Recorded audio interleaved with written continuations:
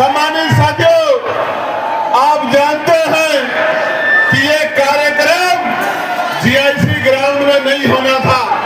ये कार्यक्रम कहाँ होना था? रामलीला मैदान में। और रामलीला मैदान सिर्फ मैदान नहीं है, वो मिट्टी है जिस मिट्टी पे बाबा साहब अम्बेडकर के आंसू टपके थे, हमारे रहबर के आंसू टपके थे।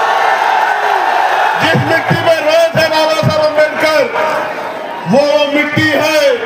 मेरी इच्छा थी कि उस मिट्टी को नतमस्तक होना है, उस मिट्टी को अपने माथे पे लगाना है और बाबा साहब अम्बेडकर के अधूरे काम को इस देश में पूरा करके दिखाना। ये संकल्प लेकर हम लोग आए। प्यारे साथियों, प्यारे साथियों, हमसे जगह छीनी जा सकती है, लेकिन दिलों से हमको नहीं निकाला जा सकता।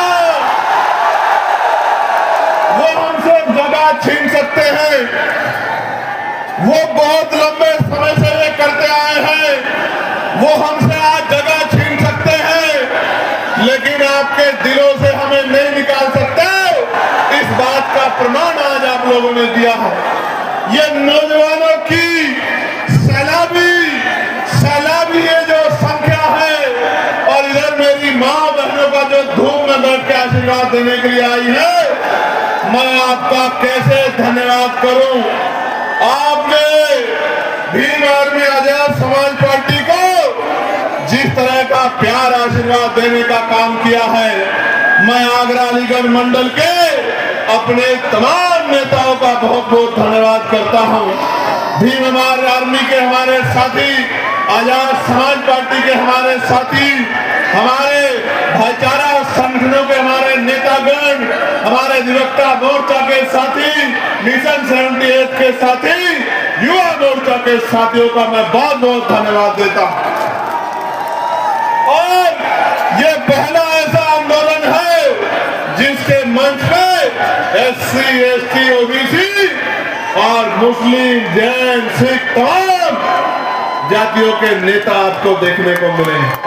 बाकी जगह पे तो अगर वो MP-MLA भी बना देते हैं, उसको इतनी हिम्मत नहीं देते कि वो अपने समाज के लिए एक शब्द मुंह से निकाल सके। आपको 2 अप्रैल 2018 याद है, नहीं याद है? मैंने तो आगरा के जिलाधिकारी कार्यालय पे भी नीला झंडा देखा था उस दिन। मेरे आज भी याद है, मेरे आज भी याद है। प्यारे साथियों, जिन साथियों ने 2 अप्रैल में बलिदान दिया था, या जो साथी 2 अप्रैल में जेल गए थे, मैं चंद्रशेखर आजाद अपनी पार्टी की तरफ से आपको वादा करता हूं, 27 में राजकाज बदलेगा। इन झूठों मुकदमों को शाम तक हम लोग हटाने का काम करेंगे। मेरी बात को आप याद रखें। और जिन निर्दोष लोगों ने पुलिस की लाठियां खाई और जेल काटने का काम किया, उन निर्दोष भाइयों को सरकार सम्मानित करने का काम करेगी, उनके आंसू पोंछने का काम करेगी। इस बात का भी मैं आपको विश्वास दिलाता हूं। प्यारे साथियों, आज जब मैं आगरा में हूं और उत्तर प्रदेश में ये हमारा दूसरा सम्मेलन है, हमने 18 प्रबुजन सम्मेलन किए थे। उन सम्मेलन के जरिए हमने कर्मचारी, अधिकारी, पूर्व प्रधान, वर्तमान प्रधान, जिला पंचायत सदस्य, क्षेत्र पंचायत सदस्य, पूर्व विधायक, पत्रकार, चिंतक, वकील, तमाम लोगों को बुला के बिठा के पूछा था कि हमें उत्तर प्रदेश में इन गरीबों को राजकाज में लाना है, आप रास्ता बताओ। पूरे बुद्धिजीवी समाज ने हमारे हाथों को मजबूत करने का विश्वास दिलाया था, और आज ये उसका प्रमाण है कि जहां तक नजर जा रही है, नीला नीला समंदर नजर आ रहा है। और सिर्फ नीला समंदर नजर नहीं आ रहा है, नौजवानों की शक्ल में मुझे बाबा साहब अम्बेडकर के नीले बाज नजर आ रहे हैं। इन बाजों की अगर निगाह सत्ता की तरफ मुड़ जाए कालिदास मार्ग में एक अम्बेडकरवादी, एक बहुजनवादी, एक संविधानवादी आपका मुख्यमंत्री बनकर बैठेगा और प्रदेश के लोगों को न्याय दिलाने का काम करेगा। प्यारे साथियों, आगरा में जब बाबा साहब अम्बेडकर अपनी बात को रख रहे थे, नौजवानों, मैं जानता हूं कि संख्या ज्यादा है और आपको परेशानी हो रही है, लेकिन आप ये समझ लो, ये परेशानी उस परेशानी से कम छोटी है जब हमारे लोगों पे जुल्म जाति अत्याचार होता है और आप सड़कों पे खड़े होकर मुकाबला करते हो। मैं आपकी हिम्मत को दाद देता हूं। प्यारे साथियों, बाबा साहब अम्बेडकर जब अपनी बात रख रहे थे 18 मार्च 1956 में, उन्होंने सभी को समझाने का काम किया और उनकी कुछ बातें जो जेल में रहते मैंने पढ़ी थी, जिनका मेरे ऊपर इतना गहरा असर हुआ कि आज भी रात को जब आंख खुल जाती है अचानक से तो याद आता है कि बाबा साहब अपने अंतिम समय में रोआ करते थे, उनकी आंखों में आंसू होते थे और उनकी उम्मीदें नौजवानों से लगी हुई थी।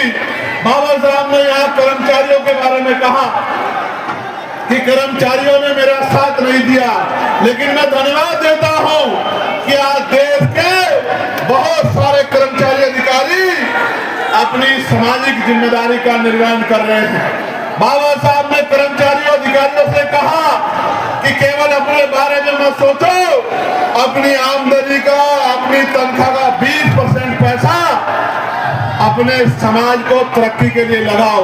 मैं उन कर्मचारियों का धन्यवाद दूंगा जिन कर्मचारियों ने बाबा साहब की बात को माना, और जिन्होंने नहीं माना मैं उनको आगाह करते हुए कहना चाहता हूं कि आप बाबा साहब का साथ नहीं दे पाए, लेकिन अब बाबा साहब के बच्चे मैदान में हैं।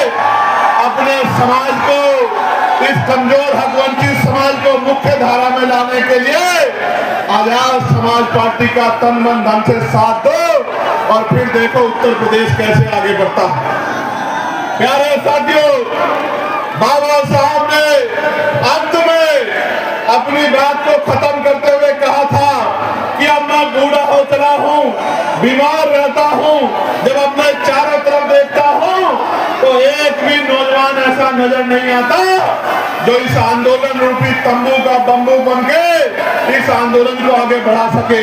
बाबा साहब कह रहे थे, मैं ऐसे टेंट की तरह हूं, मैं ऐसे तंबू की तरह हूं, बम्बू की तरह हूं, जिसमें बहुत सारे टेंटों का बोझ है, लेकिन मैं गौरवान्वित हूं कि आज हमारे साथ, मैं इस बात को नहीं कह सकता कि मैं अकेला हूं, मेरे हाथों को मजबूत करने के लिए देश, प्रदेश और उत्तर प्रदेश के ताकतवर नेतृत्व मेरे साथ है। हमारे जिले, विधानसभा, बूथ, सेक्टर, लोकसभा, मंडल, प्रदेश के मजबूत नेता मेरे साथ हैं जो लगातार मेरे हाथों को मजबूत कर रहे हैं।